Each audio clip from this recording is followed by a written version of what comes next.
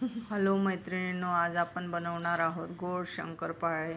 त्यासाठी आपण अर्धा किलो मैदा घेतलेला आहे आणि तो छान चाळून घ्यायचा आहे चाळणीने। नंतर त्यामध्ये आपण अर्धा वाटी पाऊण वाटी तूप टाकलेलं आहे आणि नंतर आपण 1 वाटी साखर आणि 1 वाटी पाणी घेऊन साखरेचं पाणी तयार केलेलं आहे, ते पण पाणी आपण त्यामध्ये टाकणार आहोत। हे बघा, तूप तुम्हाला थोडं गरम करून घ्यायचं आहे आणि छान मैद्यात मिक्स करून घ्यायचं आहे।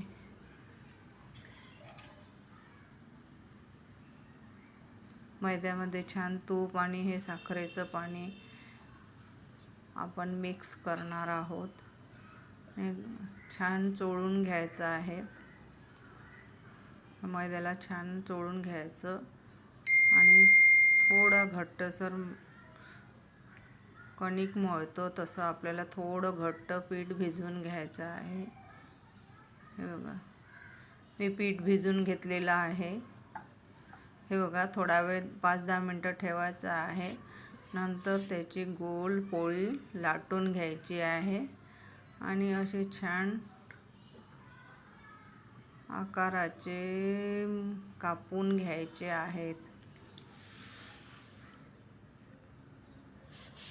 तुम्ही आपल्या इच्छेनुसार आकार देऊ शकता। मी असे दिले आहे डायमंड आकाराचे। जास्त जाड नाही कापायचे आपल्याला, थोडे पातळ कापायचे आहे, म्हणजे तळायला छान सोपी जातात। हे बघा, किती छान शंकरपाळे तयार झालेले आहेत। नंतर मी एका कढईमध्ये तेल तापायला ठेवलेलं आहे।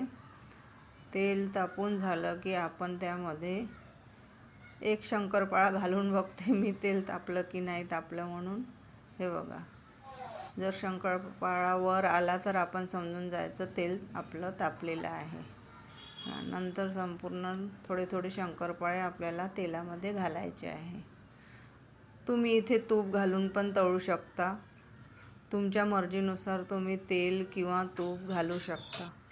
हे बघा, छान ब्राऊन कलर येईपर्यंत याला तळून घ्यायचं आहे आणि बघा किती सुंदर शंकरपाळे तयार झालेले आहेत। हे बघा, छान क्रिस्पी झालेले आहेत।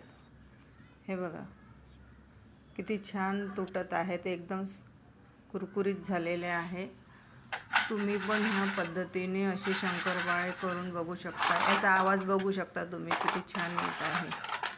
जर मैत्रिणींनो तुम्ही नवीन असाल तर चॅनलला लाईक करा, सबस्क्राईब करा आणि शेअर करा। कसे वाटले तर तुम्हाला शंकरपाळ्याची रेसिपी ते कमेंट करून सांगा। तर नक्की बनवा मैत्रिणींनो, या होळीला तुम्ही गोड शंकरपाळे। धन्यवाद।